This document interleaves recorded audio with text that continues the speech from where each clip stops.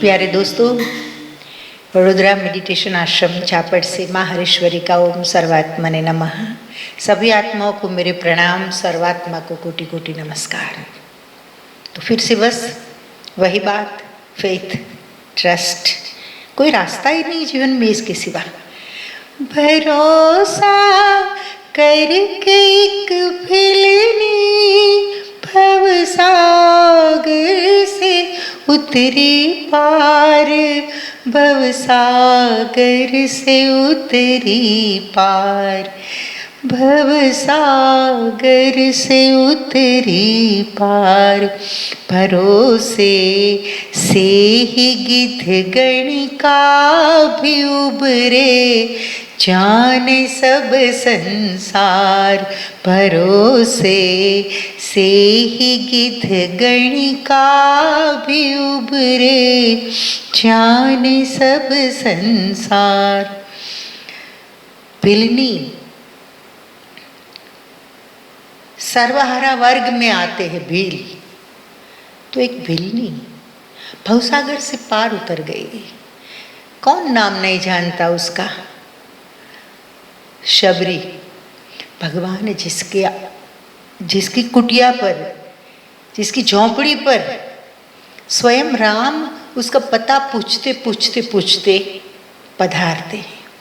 अब दोस्तों, बात यह है कि पूरी दुनिया पता पूछती है ऊपर वाले का, ढूंढते हैं भगवान को। कोई काशी, कोई मथुरा, कोई गया, कोई कहाँ जाता है। लेकिन स्वयं परमात्मा जिसका पता पूछते हो, वो तो धन्य में भी धन्य है, धन्यात्माओं में से भी धन्य है। मैं ये कहती हूँ, कबंध नाम के शापित जीव को श्री राम आशीर्वाद देकर कल्याण करते हैं उसका। और ताहि देहि गति राम उदारा, शबरी के आश्रम गए पगुधारा। शबरी के आश्रम जाते हैं। जनरली लोग कहते हैं कि शबरी के आश्रम में जाकर पैर धरा, ऐसा नहीं है। पगुधारा शब्द के पीछे छोटी सी एक कहानी है, याद आ गया। इसमें से भी कुछ समझने जैसा है, सीखने जैसा है। एक बार सर्वदेव और ऋषि मुनियों में विचारणा हुई कि सबसे सात्विक देव कौन है, सबसे सात्विक और शांत देव कौन है। तो बोले त्रिदेवों में से ही कोई हो सकता है, ब्रह्मा, विष्णु या महेश। बोले परीक्षा लीजिए। परीक्षा लेने के लिए क्रोधावतार भृगु को भेजते हैं। भृगु ऋषि पधारते हैं। सबसे पहले तो ब्रह्मा के वहाँ, और ब्रह्मा को अपमानित करते हैं। बंदा परिस्थिति का साक्षी है कि नहीं, ये जानने के लिए यहाँ ऋषि उसका अपमान करते हैं। निंदा स्तुति जिसे समान हो वह है साक्षी। सुख दुख शीत उष्ण जिसे बराबर हो, हर एक परिस्थिति में, मतलब जो स्थिर रह पाए और परिस्थितियों के साथ बहे नहीं, वह है साक्षी। तो ब्रह्मा क्रोधित हो गए। भृगु वहां से निकले, महादेव की परीक्षा की, वह भी फेल हो गए, शंकर भी फेल हो गए, क्योंकि वो तो है ही काल का काल। उसका क्रोध तो सब जानते हैं। शिव की क्रोध की कथाएं सुननी है तो शिव पुराण सुनाना पड़ेगा मुझे पूरा, लेकिन मुझे अभी सत्संग, मतलब ये भरोसा भजन को लेकर ही आगे बढ़ना है। तो दोस्तों, फिर गए विष्णु के पास। भगवान विष्णु सुख शैया में पौड़े थे। भृगु ने जाकर विष्णु की छाती में पैरों से लात मारी, भगवान विष्णु की छाती में। तो भगवान विष्णु खड़े होकर हाथ जोड़कर बोलते हैं, प्रभु मेरी छाती तो राक्षसों के साथ युद्ध कर कर के कठोर वज्र जैसे हो गई है, लेकिन आप है तपस्वी, आपके कोमल चरणों में मेरी छाती लगी तो नहीं आपको। और जब भृगु को ऐसा कहा तो भृगु ऋषि ने घोषणा कर दी कि तीनों देवों में जो विष्णु है ये सात्विक देव है और सात्विक उपासना मानी जाती है। वैष्णव मार्ग में मतलब एक विशुद्ध उपासना मानी जाती है। खैर इतना ही नहीं, लेकिन भगवान विष्णु ने कहा कि एक ब्राह्मण का चरण चिन्ह मेरी छाती में कहाँ से, मैं तो भाग्यवान हो गया। भृगु भूदेव थे और ब्राह्मण का अर्थ भी ऐसे नहीं कि भाई जनेऊ धारण कर लिया, ऐसे धोती बोती चढ़ा ली, तिलक पूजा कर लिया, भस्म भस्म लगा ली तो ब्राह्मण हो गए, ऐसा नहीं। ब्रह्म को जो जानता है वह है ब्राह्मण। तो ब्रह्म को जान चुके थे भृगु, समर्थ थे, तो ब्राह्मण का पद चिन्ह मेरी छाती में, मैं सदा सर्वदा इस चिन्ह को धारण करूँगा। छोटे से आज भी आप छोटे से लड्डू गोपाल को भी देखेंगे ना तो उसमें एक चरण दिखाई देगा छाती पर आपको, ये भृगु ऋषि का चरण चिन्ह है, चिन्ह है। तो ब्राह्मण मतलब ब्रह्म को जानने वाले जो लोग हैं, ब्रह्म को जानने वाला मतलब जो लोग अवेयर है, अवेयरनेस के साथ जीते हैं, जिसने सत्य को जान लिया है वह है ब्राह्मण। ब्रह्म का एक अर्थ सत्य भी होता है, तो जिसने सत्य को जान लिया है वह है ब्राह्मण। भले पृथ्वी पर रहता हो लेकिन जिसका व्यवहार देव जैसा हो वह है ब्राह्मण। भूसुर कहते ब्राह्मणों को, सुर यानी देव, रहते भले भू यानी पृथ्वी पर, लेकिन उसका व्यवहार देवता जैसा हो, मतलब एक ऊंचाई के साथ जी रहा हो, दुनियादारी की ऊंचाई नहीं, लेकिन एक स्पिरिचुअल हाइट के साथ जो जी रहा हो, जिसका मॉरल अप हो, जिसमें राइटियसनेस हो, जिसमें प्रॉपर नॉलेज हो, रियल नॉलेज हो, विजडम हो, ये सारे जो गुण है वह है ब्राह्मण। पुनर्जन्म जिसका हो गया हो ज्ञान के द्वारा, जिसे द्विज भी कहते हैं। तो खैर हम आते हैं शबरी की बात की ओर, जा रहे हैं धीरे धीरे शबरी की झोंपड़ी पे, क्योंकि झोंपड़ी में जो आदर सत्कार मिलता है, झोंपड़ी में जो प्रेम मिलता है वह हवेलियों में कहाँ, ना। तो हम भी यात्रा करेंगे साथ साथ। श्री राम जा रहे हैं तो हम भी श्री राम के साथ जा रहे हैं शबरी की कुटिया की ओर। ताहि देहि गति, ताहि देहि गति, राम उदारा, शबरी के आश्रम गए पगुधारा। शबरी के आश्रम गए पगुधारा। मैंने स्पष्टता इसलिए की कि कहीं आप पगुधारा शब्द सुनो तो आपको ये ध्यान रहे कि हाँ ये भगवान विष्णु का एक उपनाम है, इसलिए पगुधारा की छोटी सी एक बात थी। इसके थ्रू थोड़ा मैसेज भी आपको मैंने दे दिया कि ब्राह्मण किसे कहते हैं, और ऐसा समर्थ पुरुष ही परीक्षा कर सकता है विष्णु की। बाकी ताकत किसकी है कि विष्णु की परीक्षा करे। खैर आगे बढ़ रहे हैं। पगुधारी श्री राम शबरी का पता पूछते पूछते जा रहे हैं। ऋषि मुनियों को आश्चर्य होता है कि हमने सैकड़ों साल से तप किया, साधना की, उपवास किए, योग किया, प्राणायाम किया, सब कुछ किया,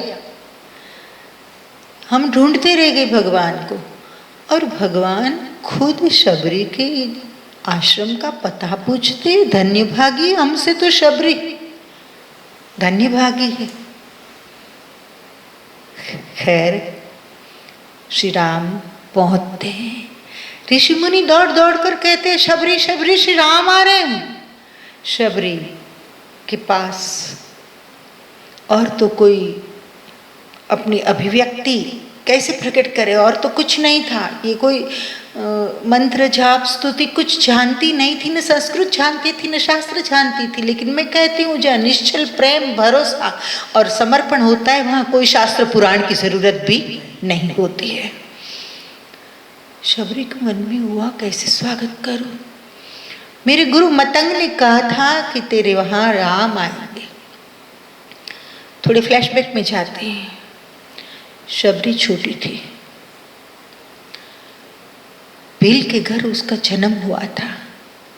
एक जंगली परिवार में, जंगल में ही जन्म हुआ था, ऐसा कह सकते हैं, जहां हिंसा सिवाय कोई भाषा लोग जानते नहीं थे, न कोई सभ्यता थी। एक सेंस में कहे तो प्रकृति की गोद में बड़ी हुई थी। लेकिन दूसरा परम सत्य ये भी है कि न कोई संस्कार, न कोई माया ममता दया, ऐसा कुछ नहीं। पशु की तरह जीने वाले लोग। किसी का कत्ल करना हो बहुत आसानी, किसी से तीर छोड़कर मार देना हो उन लोगों को कोई फर्क नहीं पड़ता था। खैर, शबरी छोटी थी। पहले के जमाने में बाल विवाह होते थे। इसके बारे में भी दो शब्द मैं कह दूं आपको कि वैसे बहुत छोटा बच्चा हो और उसका विवाह करा देना ये गुनाह है, अपराध है। मिसयूज भी उसका बहुत होता है। बाल विवाह पर रोक नहीं लगाई जाए तो ऐसा भी होता है, हुआ है इतिहास में, ऐसे किस्से भी काफी हुए हैं कि बालिका जो कन्या वो हो 10-11 साल की और शादी करने वाला हो 40 या 50 साल का। ऐसे कई किस्से बने हैं। तो मैं पक्ष में नहीं हूं इतने छोटे बच्चों के विवाह कराने में। लेकिन एक बात भी हकीकत है कि आज जिस तरह से बच्चे मैच्योर हो रहे हैं, ये सोशल मीडिया में पॉजिटिव चीज़ें मिलती है, वैसे नेगेटिव भी काफ़ी मिलती है। या उम्र के पहले कुछ चीज़ों का ज्ञान बच्चों को होने लगता है, या तो बच्चे ज़्यादा एक्साइट होने लगते हैं। तो जो 20-22 साल में ज़रूरत और मांगे थी मन की, शरीर की, ये आज 12-15 साल में हो रही है। आज 8-10 साल के बच्चे को हम कहें कि तू तो बच्चा है, तो हमारे सामने कहते मैं थोड़ा अब बच्चा हूँ। इसका मतलब ये हुआ कि उसको जिस उम्र में जो मिलना चाहिए था वो नहीं मिला और कुछ मिल गया, न्यूड फिल्म्स एटसेट्रा। छोड़ो, लेकिन ये भी एक हकीकत है कि गवर्नमेंट को आज नहीं तो कल कानून तो बदलना पड़ेगा। ये समय बहुत जल्दी आएगा कि 15-16 साल में शादी करा दे। वैसे तो जैसे बच्चे धर्म में आते हैं, लड़कियां जैसे रजस्वला धर्म में उसका प्रवेश होता है, मेंस्ट्रुअल साइकिल शुरू होता है, तब से ही उसके हार्मोन्स में चेंजेस होने लगते हैं। छोड़ो, हमारा विषय ये नहीं है। लेकिन जहाँ कहीं मुझे ऐसा लगता है कि कोई ऐसे विचार है कि आपसे शेयर करना चाहिए, वहाँ मैं लोगों से, भक्तों से, श्रद्धालुओं से, मेरे श्रोताओं से, दोस्तों से शेयर कर लेती हूँ। खैर, आगे जा रहे हैं। शबरी जी छोटी थी। कोई दया माया कुछ नहीं होता था तब। कबीले में रहते थे, जंगल में, और बस शादी विवाह ऐसे ही तय कर देते थे। बहुत छोटी थी शबरी, होगी 5-6 साल की, लेकिन समझ बहुत बड़ी थी। कभी कभी ऐसा होता है कि बच्चे बहुत समझदार होते हैं और बूढ़े ना समझ, ऐसा मैंने देखा है। छोड़ो, शबरी श्री राम से कहती है कि अधम ते अधम अधम अति नारी। इसका विस्तार बाद में करूंगी, लेकिन मुझे बताना है शबरी के बारे में कि 5 साल की थी तब उसके साथ जो उसकी उम्र की और लड़कियां थी, ये लड़कियां कछोटा लगाकर पेड़ पर चढ़ जाती थी और पंछियों के अंडे जो होते थे सीधे घोंसले में हाथ डालकर कच्चे अंडे खा जाती थी। वो सब शबरी को अच्छा नहीं लगता था। कभी कभी ऐसा होता है कि दुष्ट परिवार में जन्म हो जाता है, या तो निम्न कोटि की योनि में, निम्न कोटि के लोगों के वहाँ निम्न जाति में जन्म हो जाता है, लेकिन आत्मा के संस्कार अगर सही है, पुराने जन्म के कोई संस्कार, क्योंकि केवल जीन्स सब कुछ नहीं है, हमारा भी है जो स्पिरिट है, आत्म तत्व जो है, जो चिन्मय है, ये उसका भी एक बल होता है, और ये बल सबसे बड़ा बल है, सबसे बड़ा बल, जीन्स को भी ओवरकम कर जाता है ये। अगर आत्मा का जो आत्मा परिशुद्ध है तो शबरी की आत्मा परिशुद्ध थी। शबरी को ये सब अच्छा नहीं लगता था कि ये कैसे लोग हैं, किसके बीच में मेरा, कैसे लोगों के बीच में मेरा जन्म हुआ है, मैं क्या करूं। ऐसे में एक दिन पशुओं की चित्कारी सुनाई दी। शबरी और लड़कियां थी, उसे पूछ रही है कि पशुओं की चित्कार कहाँ से आ रही है। तब कहती हैं और लड़कियां, अरे तुझे पता नहीं पगली, तेरी तो शादी है, कल तेरी शादी होने वाली है, और बारात में जो सब भी लाएंगे ना, उन लोगों के लिए कत्ल की तैयारी हो रही है, बनाएंगे पशुओं को कत्ल करके उसकी जो कुछ भी हो वानगी बनाएंगे। तो शबरी बिल्कुल सुनते ही सहम गई। अरे रे, शादी अभी तो मुझे कुछ बोध भी नहीं है, और शादी जैसा एक पवित्र बंधन, इसमें पशुओं का कत्ल गलत है।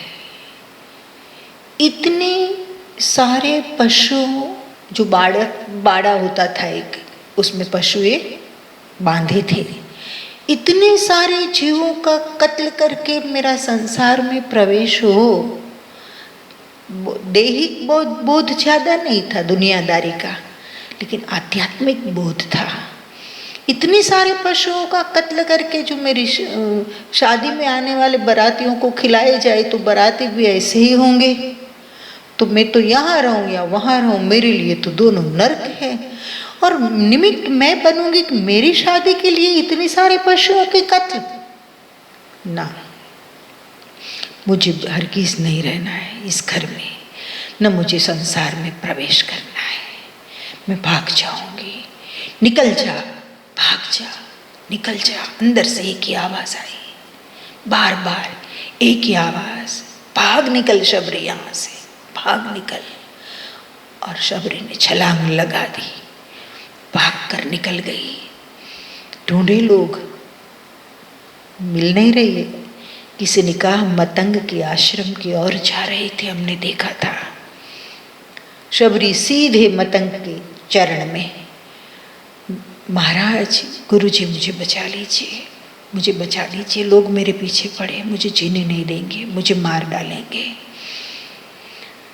मतंग ने कहा बेटा तू निश्चिंत हो जा, आज मुझे कहना पड़ता है कि वो छोटी सी कन्या,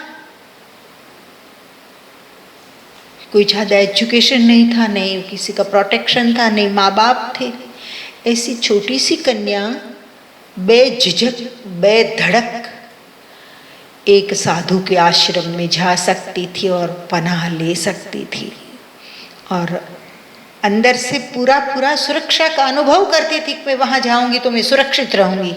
क्या आज हम कह सकते हैं कि कोई भी बच्ची किसी भी आश्रम में, साधु के आश्रम में चली जाए और पूरी सुरक्षित है? नहीं कह सकते हैं, सीना ठोक कर नहीं कह सकते हैं। ये समय में इतना बदलाव आ गया।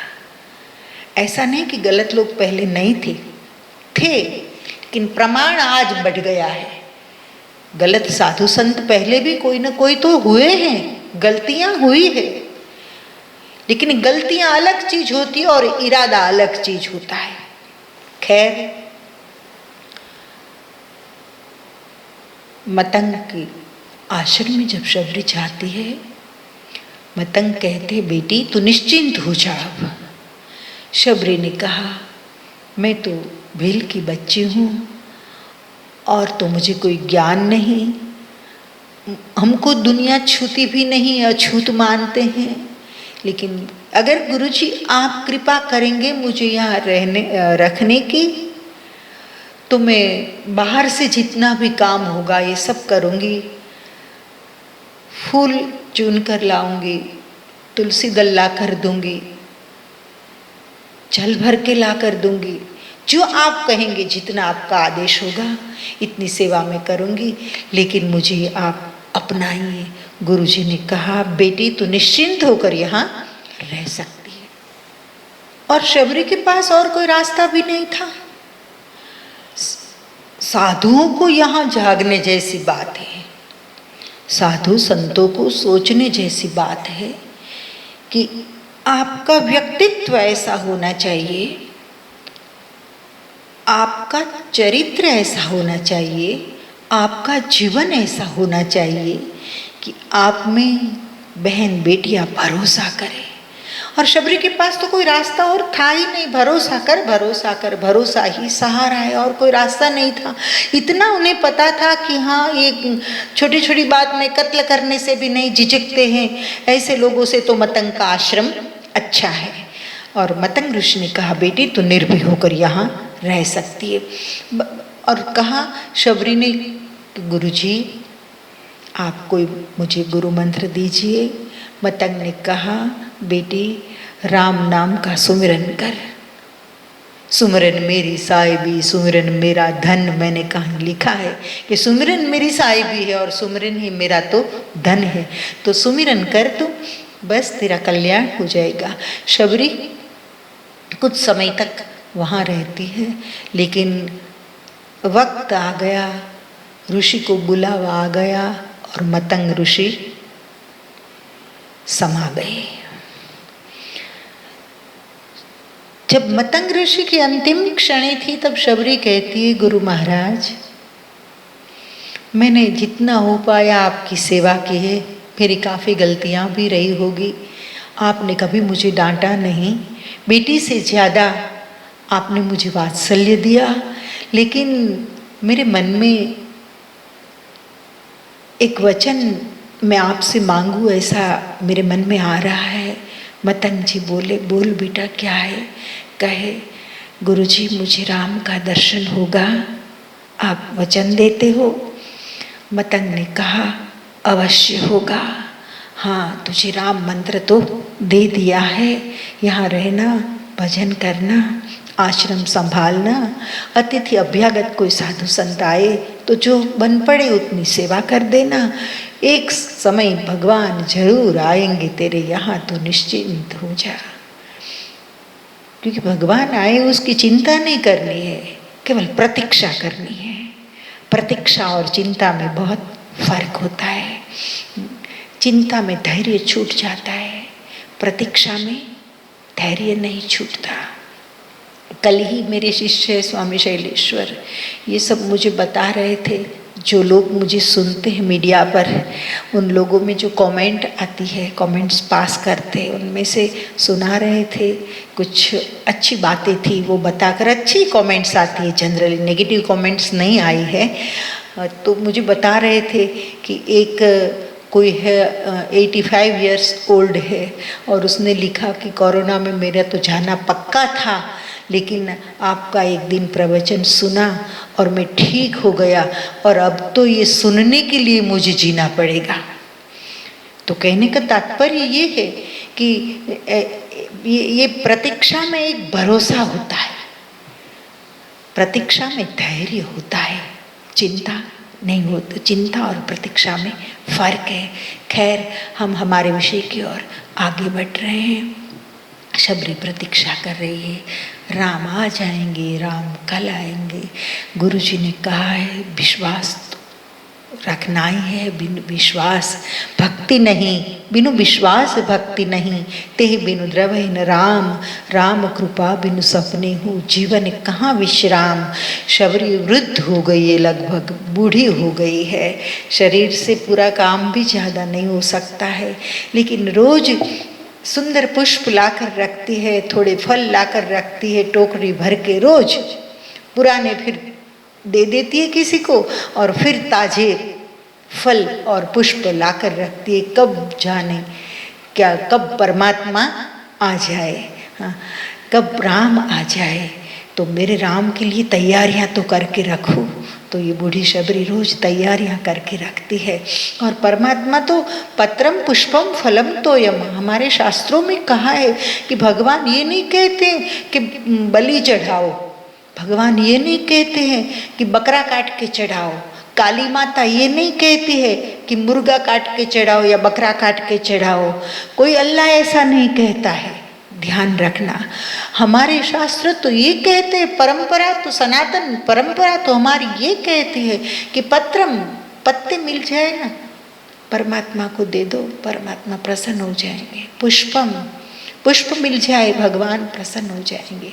फल हो तो फल दे दो, प्रभु प्रसन्न। और कुछ न मिले तो तोयम, केवल जल अर्पण कर दो, अभिषेक कर दो, हर हर महादेव, भगवान प्रसन्न हो जाएंगे।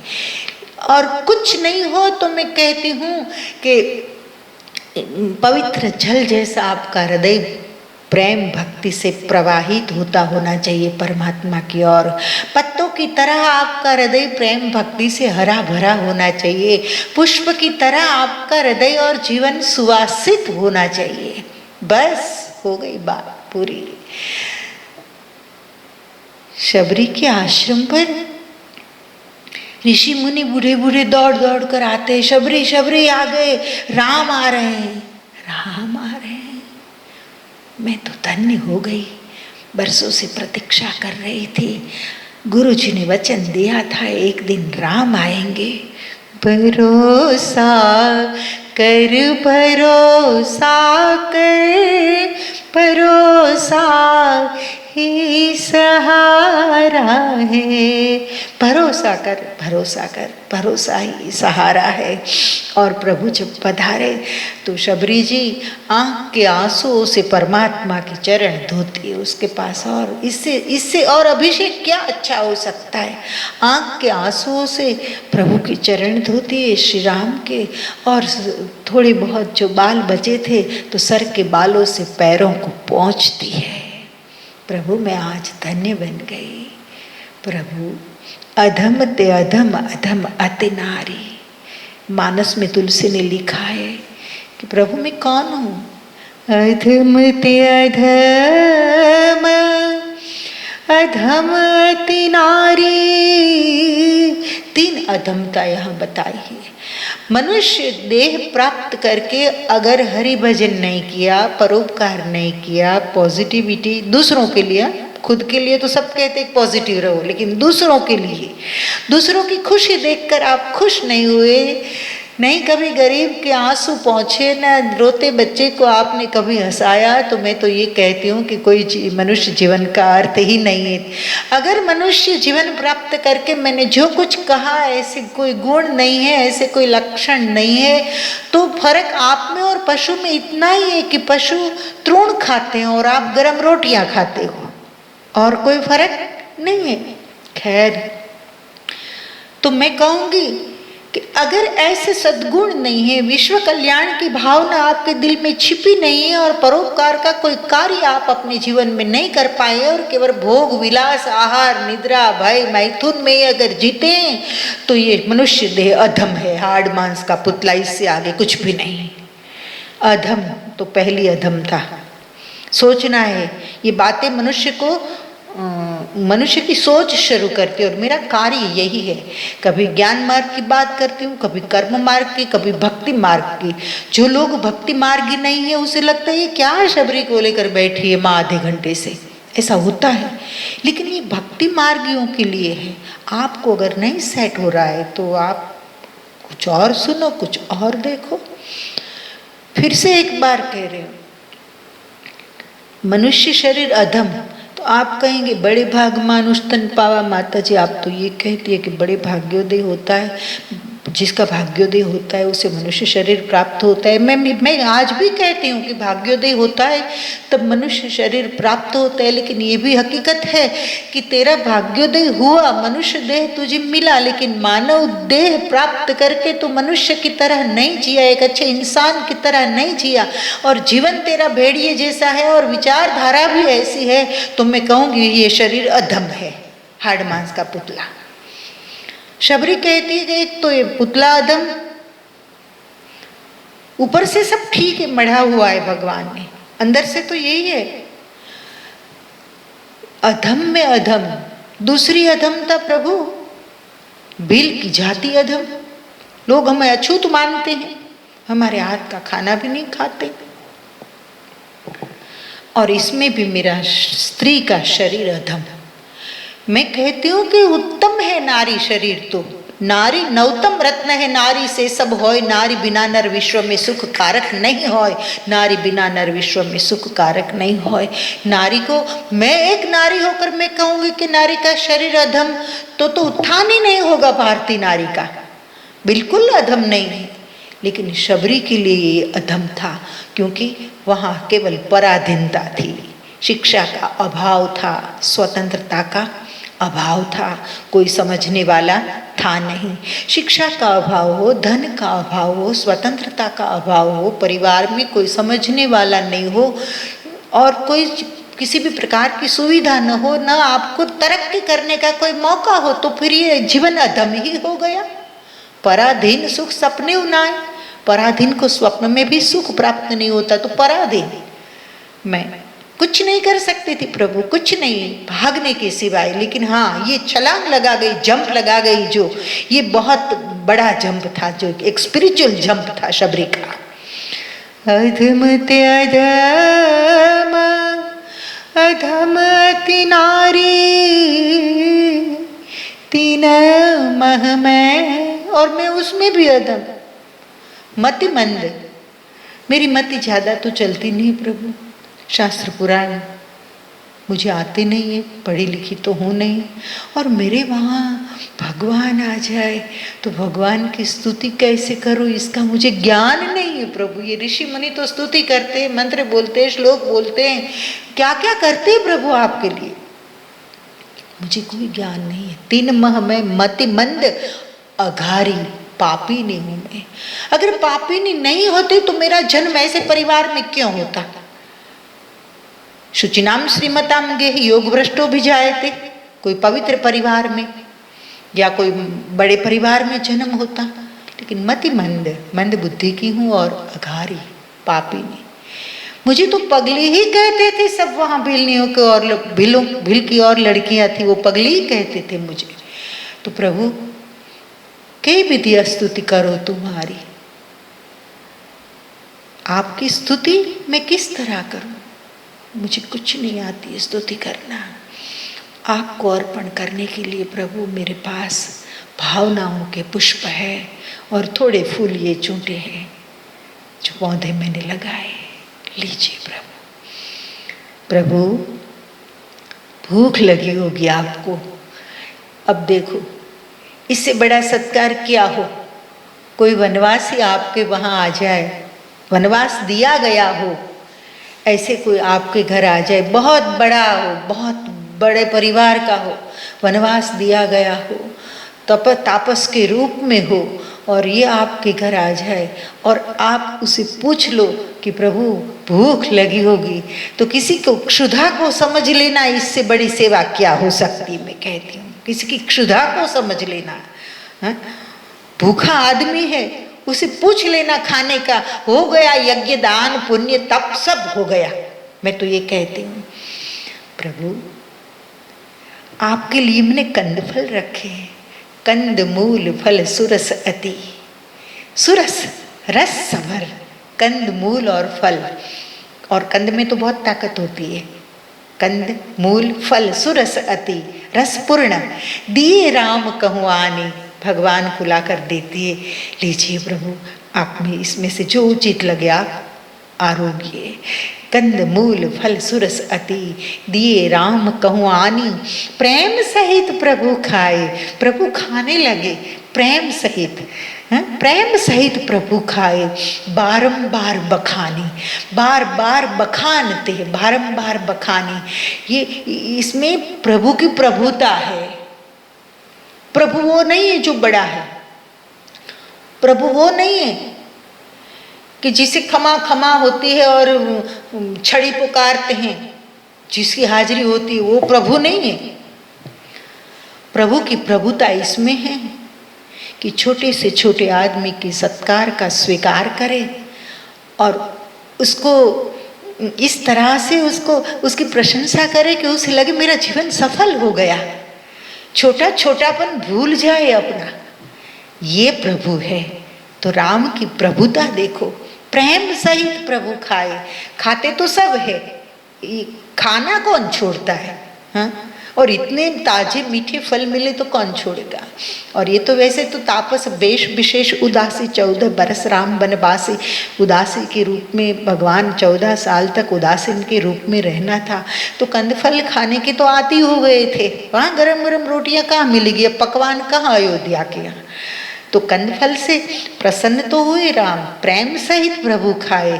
खाते हैं, हाँ। और कोई होता तो हो सकता है कि चलो खा लेते, भूख लगी है तो, लेकिन भिलनी के है, भिलनी ने छू लिया है, ऐसा मन में भाव कहीं आ सकता साधारण आदमी हो तो।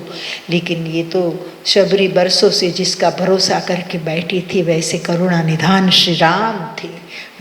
तो प्रेम सहित खाते हैं। अगर कोई साधारण, इसमें से भी सीखना है कि कोई साधारण व्यक्ति आपको जो कुछ भी उसके पास है वो लाकर देना, तो केवल खाना नहीं, प्रेम सहित खाना है। और वो दिखना चाहिए कि आप प्रेम से खा रहे हो, एहसान नहीं कर रहे हो। बड़े लोग ऐसे खाते हैं, छोटे आदमी का कभी लाया हुआ चीज़ें होती है तो बड़े लोग ऐसे खाते हैं जैसे चलो खा लेते, तो लाया है तो जैसे एहसान करते। ना ना, आंखों में दिखाई देता है कि प्रभु प्रेम से खा रहे, भाव से खा रहे कि शबरी आज मैं धन्य बन गया, जैसे तेरे हाथ के ये फल फूल बैर खाकर।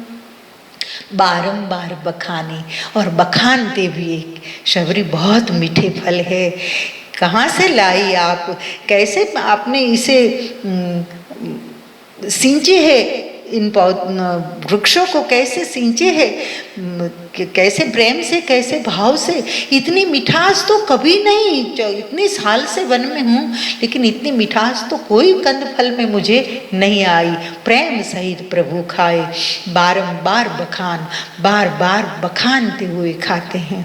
एक याद आ रहा है मुझे, कहीं भगवान ऐसा भी बोले, रामचरितमानस में ये जिक्र नहीं है, लेकिन और कहीं मैंने पढ़ा था कि श्री राम शबरी जी से कहते हैं कि शबरी, मैं छोटा था ना, तब अनेक प्रकार के पकवान और व्यंजन माता कौशल्या जी खिलाती थी, और उनके हाथ का व्यंजन खाकर मुझे बड़ी तृप्ति होती थी। बाद में तो वनवास हुआ, एक बार नहीं 2 बार वैसे तो भगवान को वन में रहना पड़ा। एक तो विश्वामित्र महाराज लेने आए थे उसको, वो चाहते थे कि राम और लक्ष्मण में इतनी ताकत है कि प्रॉपर ट्रेनिंग दी जाएगी तो असुरों का संहार करके धर्म की रक्षा और पुनः स्थापना कर सकते हैं, इसलिए विश्वामित्र जी ले गए। तब भी वन में रहना हुआ, ताड़िका आदि का जब वध किया तब भी रहना पड़ा, और दोबारा तो 14 साल तक वनवास हो गया।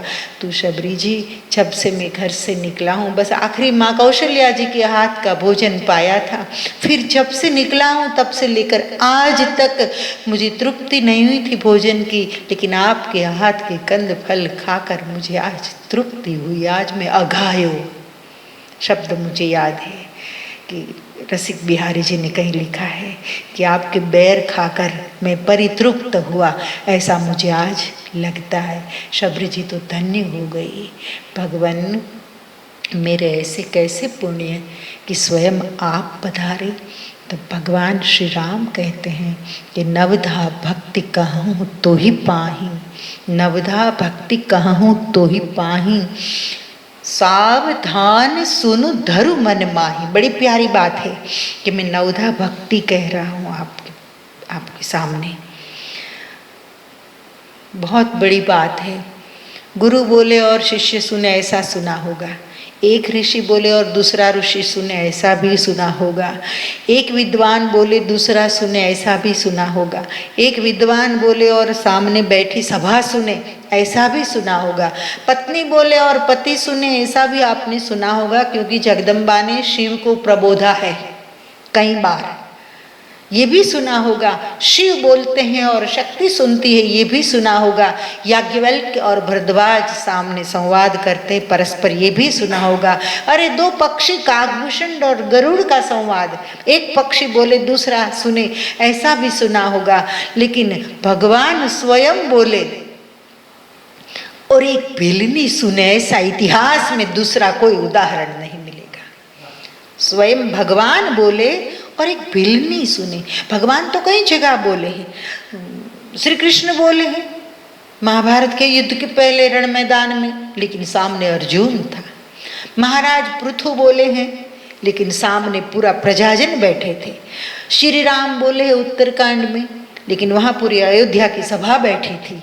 लेकिन भगवान स्वयं बोले और एक बिल्ली सुने, पूरे इतिहास में दूसरा उदाहरण नहीं।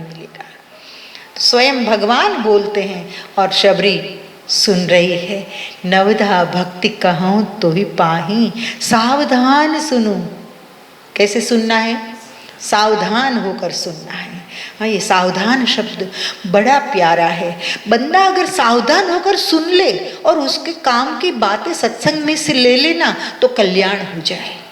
बंदा अगर सावधान रहकर जिए तो जिंदगी में गलत कदम न उठे। बंदा अगर सावधान रहकर जिए ना तो मुझे लगता है कि जन्म और मृत्यु के चक्र में से मुक्त हो जाए। लेकिन सावधानी हटे, दुर्घटना घटने वाली बहुत स्वाभाविक है। तो शबरी जी को श्री राम कहते हैं, नवधा भक्ति कहूँ तो ही पाही, सावधान सुन धरु मन माही। प्रथम भगति संतन कर संगा, दूसरी रति मम कथा प्रसंगा, दूसरी रति मम कथा प्रसंगा। प्रथम भक्ति, ये भरोसे की ही बात चल रही है, लेकिन ये सारी जितनी बातें जो साथ साथ में आ रही है साइमल्टेनियसली, जो कुछ भी मैं बोल रही हूँ, ये भी मुझे बहुत ज़रूरी लग रहा है। आपको भी ज़रूरी लगे इतना सुन लेना। तो प्रथम भक्ति संतन कर संगा। प्रथम भक्ति, सबसे पहली भक्ति क्या? संत का संग करना। तो संत किसे कहेंगे? आज सवाल खड़ा हो जाता है। न्यूज़पेपरों में जिस तरह से देखते, जिस तरह राम रहीम की घटनाएं हम देखते हैं, जिस तरह गुजरात के पाखंडी साधु संतों के पाखंड को उजागर करने वाली बातें जब हम सुनते हैं, देखते हैं, तब एक प्रश्न होता है कि आपको भी प्रश्न होगा कि माता जी आप कह रहे हैं कि संत का संग करना ये प्रथम प्रकार की भक्ति, लेकिन संत कहे किसे? प्रश्न यहाँ खड़ा हो जाता है आकर। तो क्या भगवे कपड़े पहने, सफ़ेद कपड़े पहने, काले पीले हरे चोले चढ़ा लिए है तो उसे ऐसे चोला चढ़ा लेने वाले को संत कहेंगे, या तिलक माला भस्म लगाई है तो उसे संत कहेंगे, या मुंडन करा लिया है, चिपिया विपिया हाथ में उठा लिया है, या त्रिशूल है तो उसे संत कहेंगे। संत कहे किसे? आज एक प्रश्न है। और मैं भी कहती हूँ कि केवल वेशभूषा को देखकर आप मत झुक जाना। मैं ना बोलती हूँ, मैं चेताती हूँ आपको। आप थोड़ा अंतर्दृष्टि से काम लेना। आज समय बदल गया है, कोई भी संत बनकर बैठ जाता है, लोगों के पास अंतर्दृष्टि है नहीं, और अंतर्दृष्टि है तो भी उसको अंतर्दृष्टि खोलनी नहीं है। क्यों नहीं खोलनी है पता है? मतलब है उन लोगों का। किसी को बेटा चाहिए, किसी को बेटा बोर्ड में फर्स्ट आ जाए, किसी के बेटे को एडमिशन मिल जाए मेडिकल में, किसी को लॉटरी लग जाए, किसी का बिजनेस नहीं चल रहा है तो बिजनेस चलने लगे। इतना ही मतलब से लोग जाते हैं ढोंगियों के पास कि ढोंगियों की चल जाती है, और मतलब से तो मतलब से, लेकिन कुछ लोगों में भरोसा होता है तो भरोसे से पार भी उतर जाते हैं। लेकिन अंधा भरोसा नहीं होना चाहिए। मैंने ये नहीं कहा है कि अंधा भरोसा कर, मैं कहती हूं कि अंतर्दृष्टि से काम लो। तो संत किसे कहेंगे? स्वामी ब्रह्मानंद ने कहा है, जाहि सुने मिट ही भव रोग ही, अंतर के अघ ओघ बिनासे, शीतलता समता और व्यापत बानी, ऐसे संत मुख प्रकाशे। जाय सुने मिट ही भव रोग ही। संत किसे कहेंगे? जिसको सुनकर आपको अनुभूति हो कि मेरा भवरोग मिट रहा है। मतलब संसार के जितने भी दुख है मिट रहे हैं। क्षण भर भूल रहे नहीं, क्षण भर के लिए विस्मरण कर जाना ये नहीं है। सत्संग का नशा नहीं करना है, जागना है सत्संग से। तो जाहि सुने मिट ही भव। लोग नशे की तरह यूज कर लेते हैं माला का, तस्बीह का, धर्म ग्रंथों का, तो वो तो उतर जाता है। नहीं, उसमें जीना है, उसमें जीना है। तो जाहि सुने मिट ही भव रोग गई। संत किसे कहेंगे?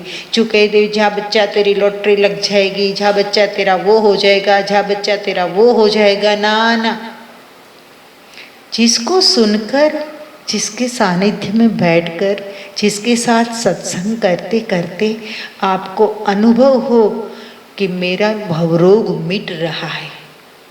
भव यानी पूरा जीवन, पैदा होना, बार बार मरना, ये अब लगता है कि बस मैं मुक्त हो जाऊंगा।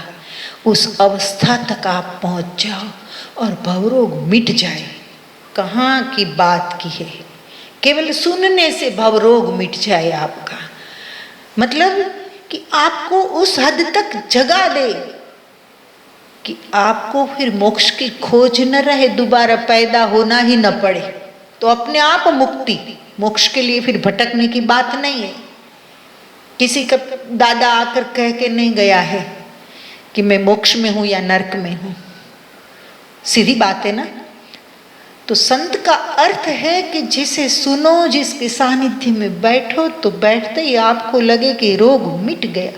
टाइम बीइंग एनेस्थेसिया नहीं, आजकल एनेस्थेसिया देते हैं लोग, थोड़ी देर के लिए बेहोश हो जाते हैं और पंडाल में से बाहर निकले फिर वही रोग तैयार बैठा होता है। जाहि सुने मिट, जाहि सुने मिटे भव रोग, अंतर के अघ ओघ बिना से। जिसके सानिध्य में बैठकर अंतर के अघ ओघ, ओघ यानी प्रवाह और अघ यानी पाप, अंतर के पाप मतलब मन के जितने भी पाप है या दुर्विचार है या कमजोर विचार जो भी आते हैं, ये सब विनाश से नष्ट हो जाए।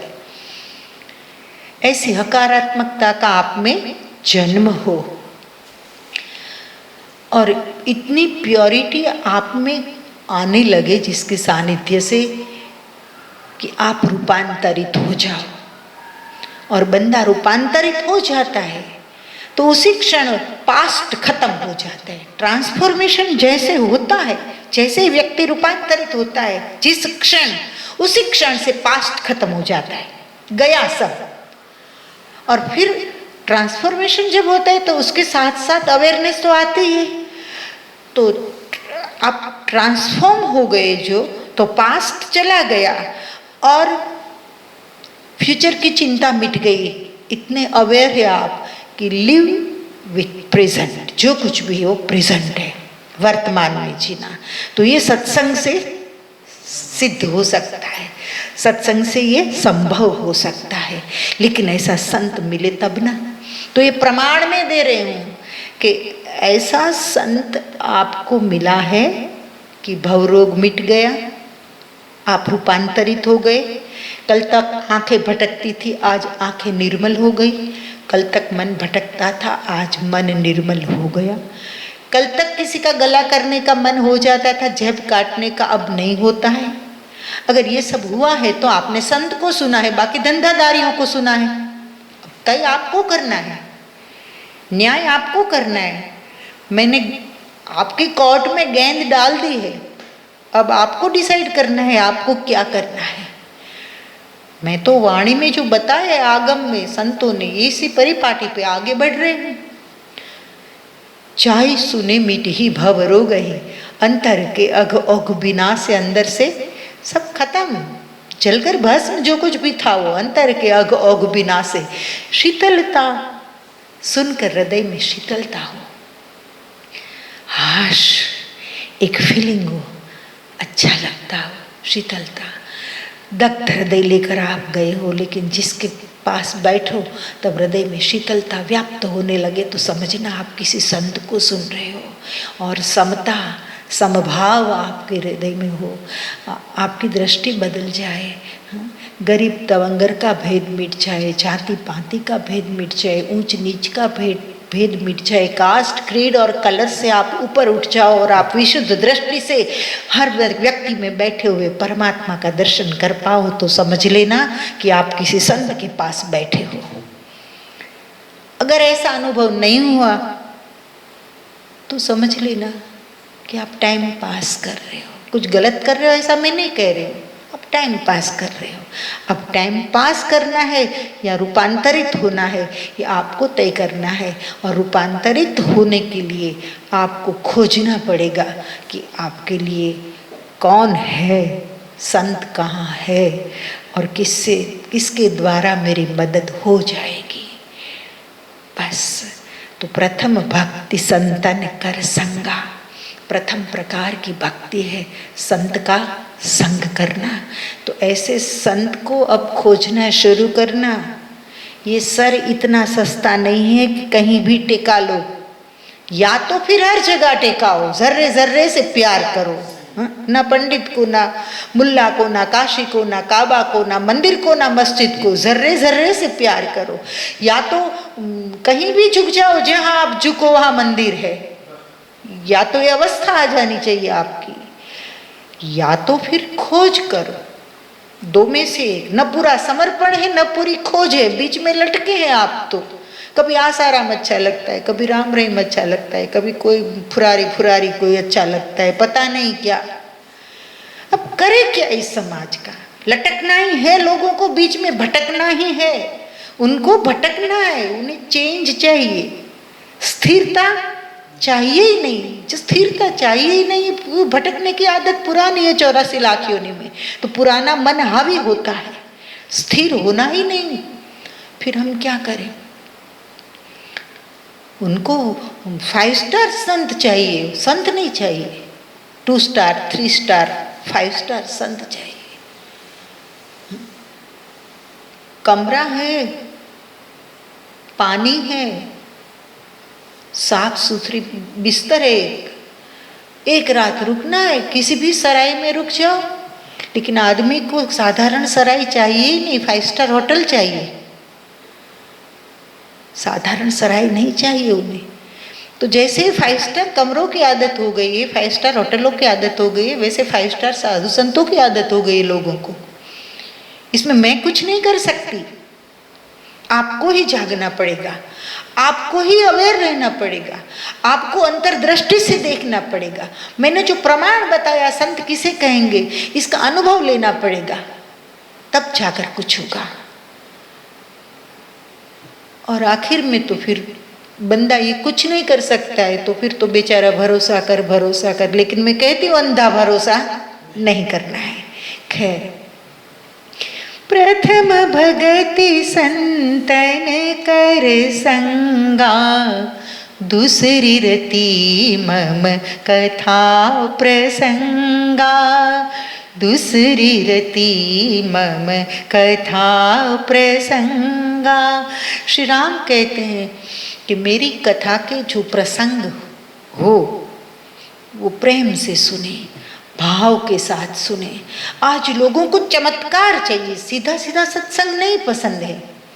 इसमें क्या, ये तो स्टोरियां हैं, ऐसा कह के लोग अवॉइड कर देते हैं। लेकिन श्री राम बोले हैं कि मेरी कथा के प्रसंग जो प्रेम से सुनते हैं वह भी एक भक्ति है, दूसरे प्रकार की भक्ति। आनंद की बात यह है कि यहाँ मिलने की एक ऊंचाई तो होगी, एक अवस्था तो होगी कि स्वयं भगवान को उसके सामने बोलने का मन हो। और श्री राम की परम क्रांति भी है साथ साथ में, क्रांति भी है कि भिलनी की झोंपड़ी पर पता पूछते पूछते जाते हैं। तब तो कहा गया पतित पावन सीताराम, रघुपति राघव राजा राम। तो रघुपति राघव राजा राम में मेरा इतना रस नहीं है। रघुपति है तो ये तो है, राघव है तो है, उसका नाम है, राजा राम है तो है, वे बहुत सारे राजा महाराजे हो गए, ठीक है, रघुपति राघव राजा। हाँ, राम में मेरा रस है कि ये महामंत्र है। और ये राम कोई ये दशरथ का बेटा या कौशल्या का पुत्र है या सीता का पति नहीं है, ये राम ब्रह्म परमार्थ रूपा, उस राम की वहाँ बात है दोस्तों।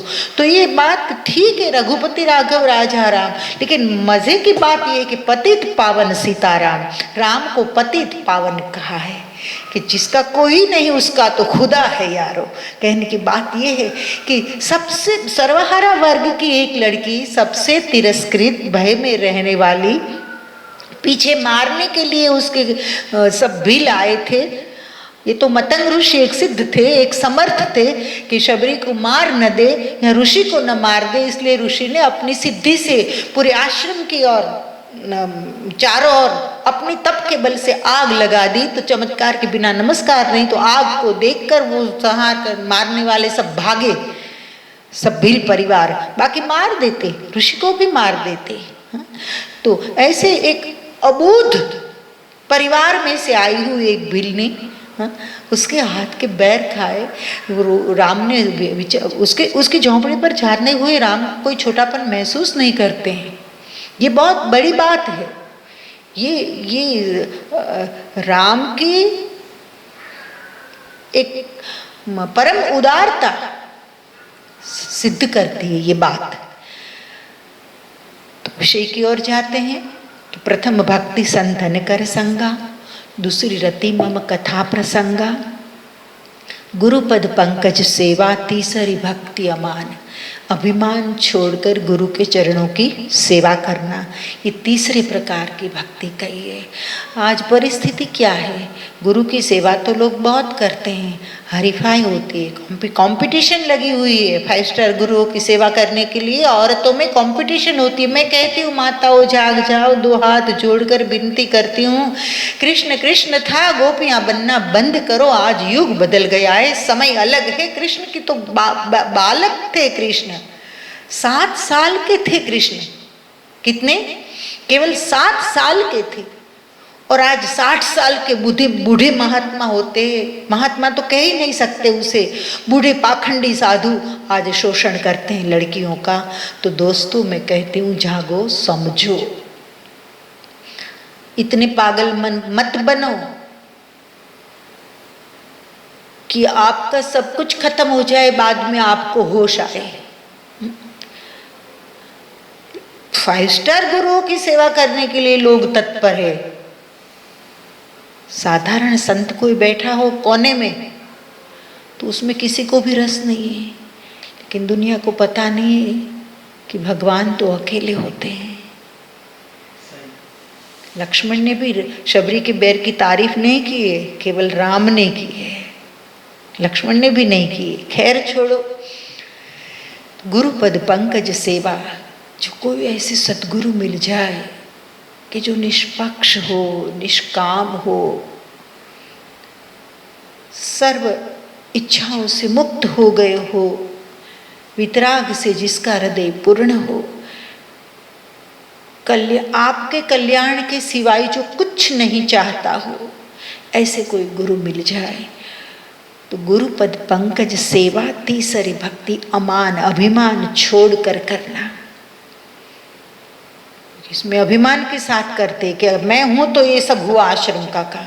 अरे हम कौन, हमारी औकात क्या, इतने बड़े ब्रह्मांड के सामने हम चींटी जितने भी नहीं है। तो गुरुपद पंकज सेवा, तीसरी भक्ति अमान, अभिमान छोड़कर गुरु के चरण की सेवा करना, ये तीसरी भक्ति। और चौथी भक्ति मम गुण गन करे कपट तज गान। चौथे प्रकार की भक्ति श्री राम कहते हैं कि मेरे गुणगान को, मतलब भगवान के गुणगान को कपट छोड़कर गान करे। ऐसे नहीं कि मैं बड़ा बहुत भक्त हूँ ये दिखाऊं तो लोग मेरे पीछे आए, ऐसा नहीं। कपट छोड़कर निष्कपट भाव से करे कपट तजिगान, मंत्र जाप मम दृढ़ विश्वासा।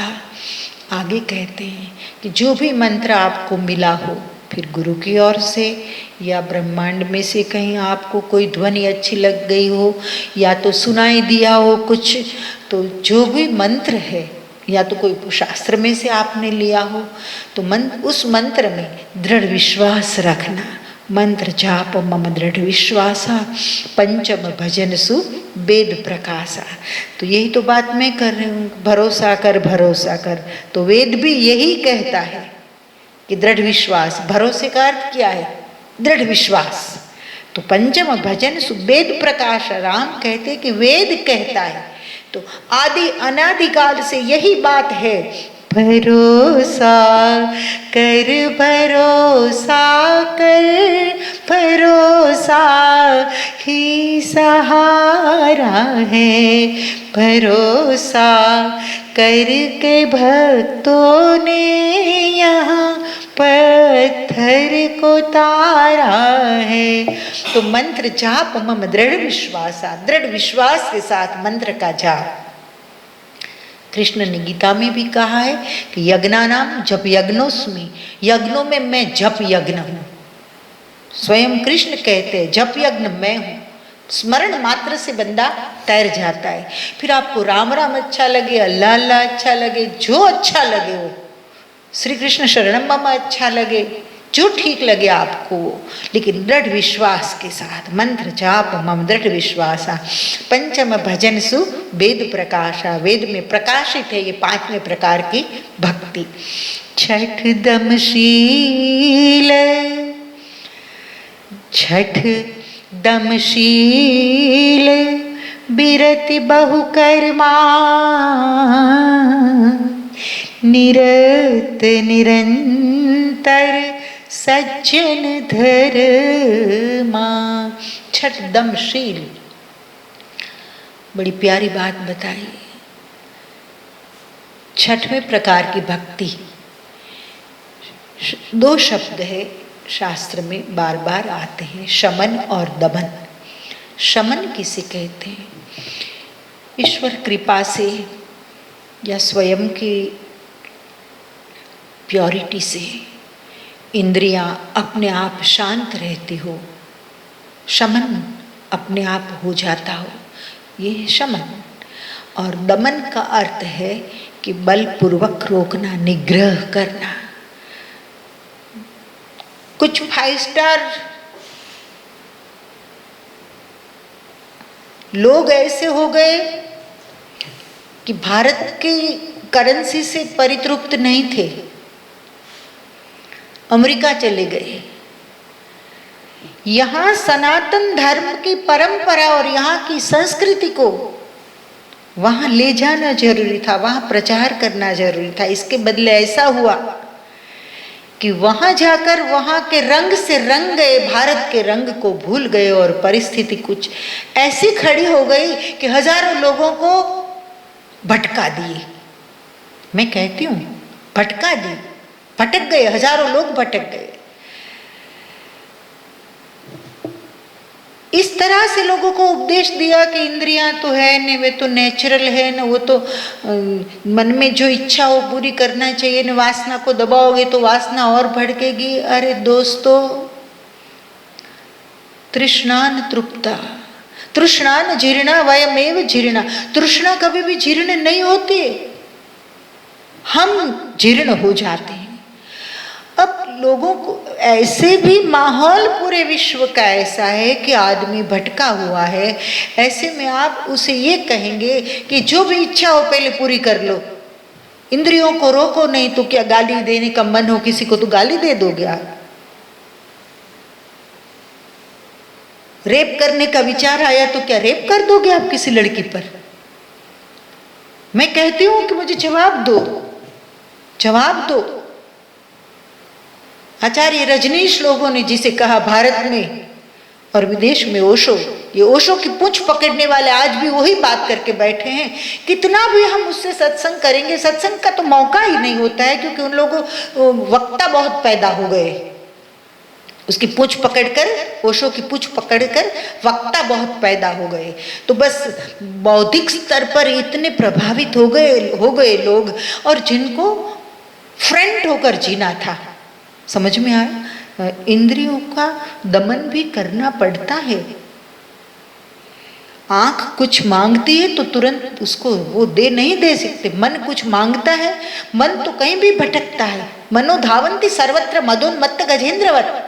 मन तो पागल हाथी की तरह चारों ओर भटकता है, मदोन्मत्त, पागल हाथी की तरह। उसको शराब पिलाई गई और हाथी को बोध नहीं रहता। वैसे बोध की तो क्या बात है, वो मतलब ज्यादा आक्रामक हो जाता है।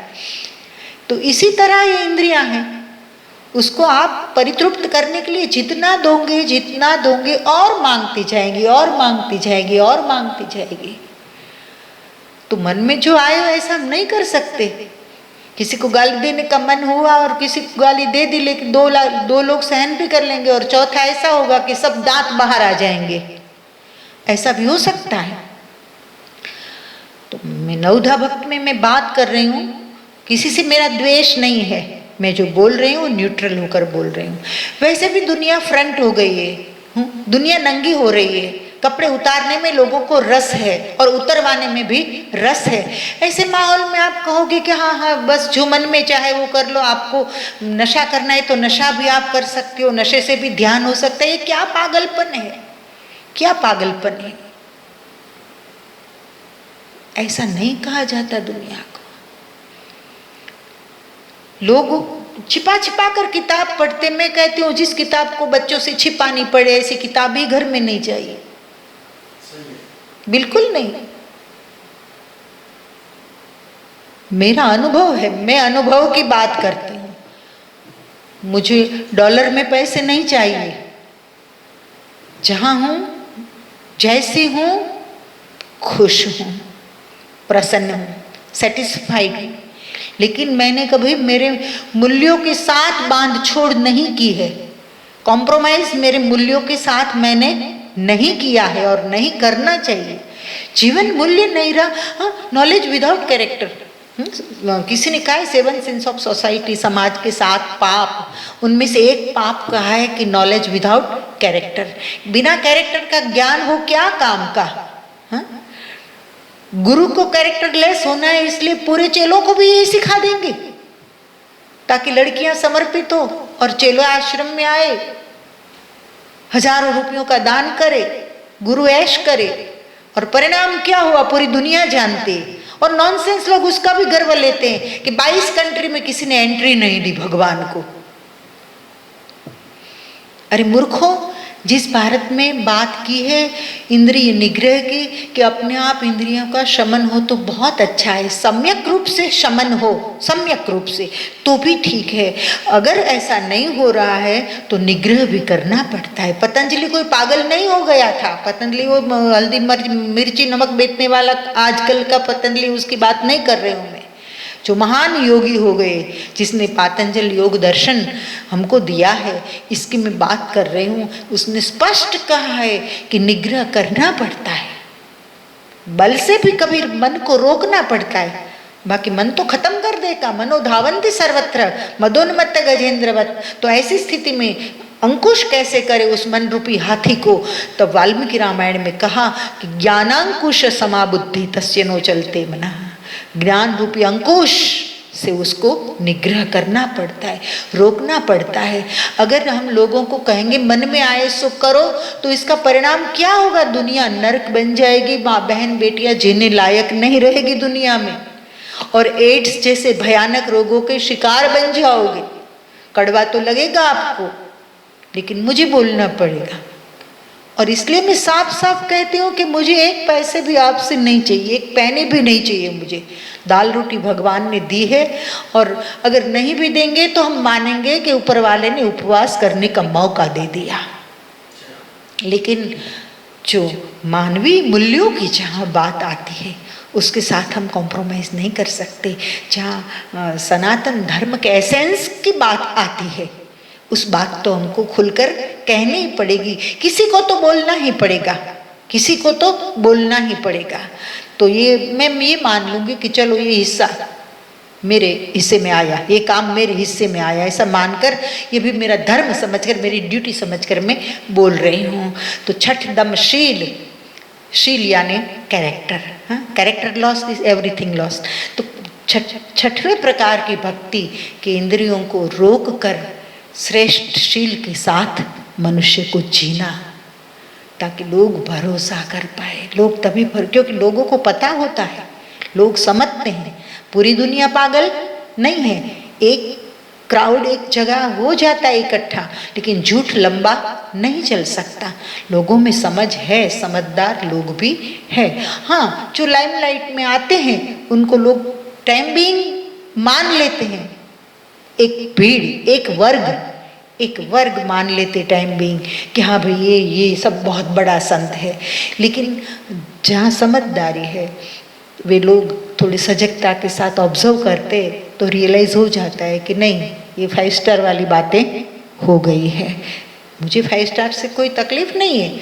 हाँ, 5 स्टार होटल अच्छी लगे, जाना चाहिए, पैसे हैं आपके पास, नीति के पैसे हैं, अच्छे रास्ते से आते रहो 5 स्टार होटल में। लेकिन 5 स्टार संत नहीं होता है, संत संत ही होता है, ये याद रखना। संत संत होता है, इसके आगे पीछे कुछ नहीं होता है।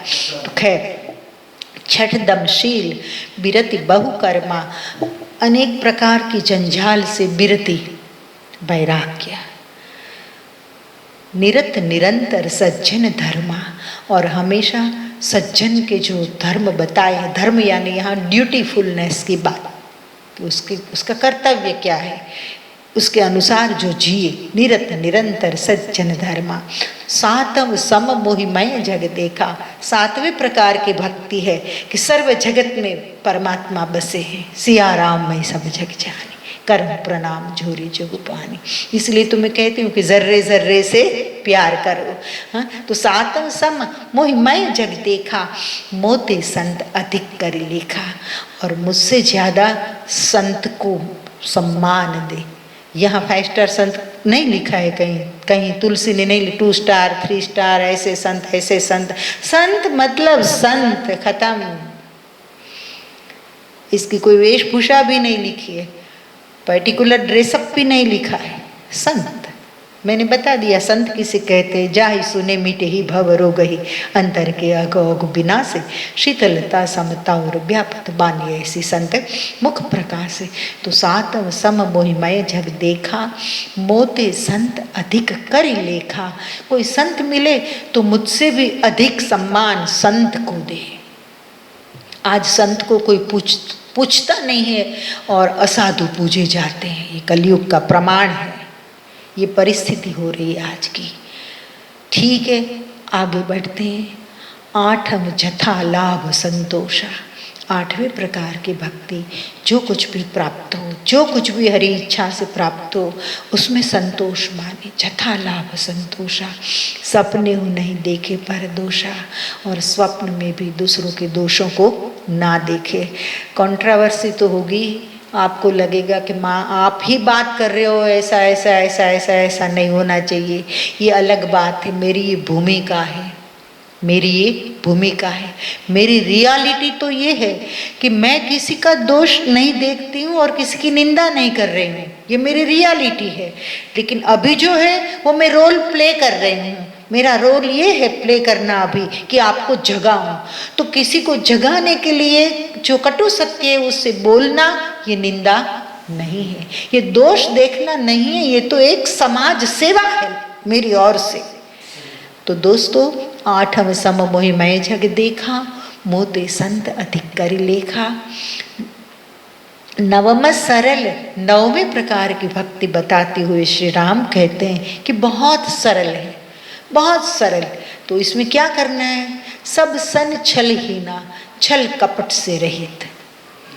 छल करे, कपट करे, कुछ ले लेने के लिए, कुछ पा लेने के लिए, सबको कुछ न कुछ पा लेना है। किसी को पैसे पा लेने हैं, किसी को सुंदर लड़की पा लेनी है, किसी को किसी की पत्नी हजम कर लेनी है, किसी को किसी का घर हजम कर लेना है, भाई को भाई की बाप की जायदाद हजम कर लेनी है।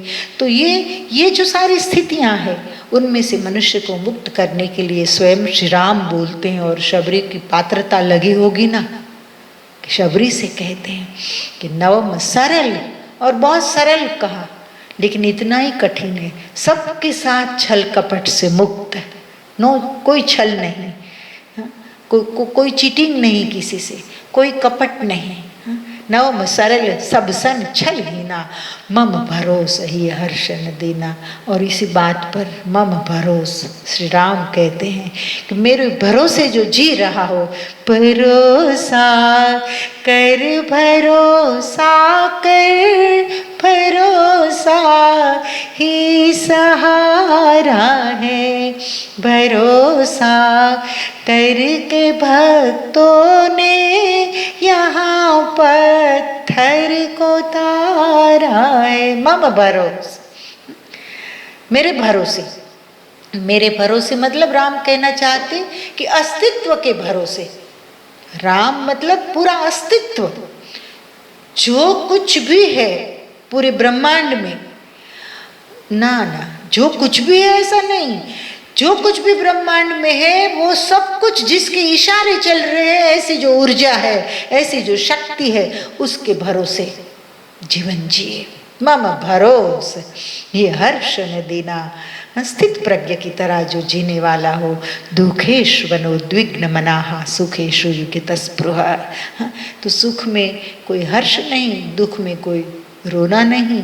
तो ये लगती है तो सुनने में तो सब सरल, लेकिन जीना तो मुश्किल तो है, लेकिन असंभव नहीं है।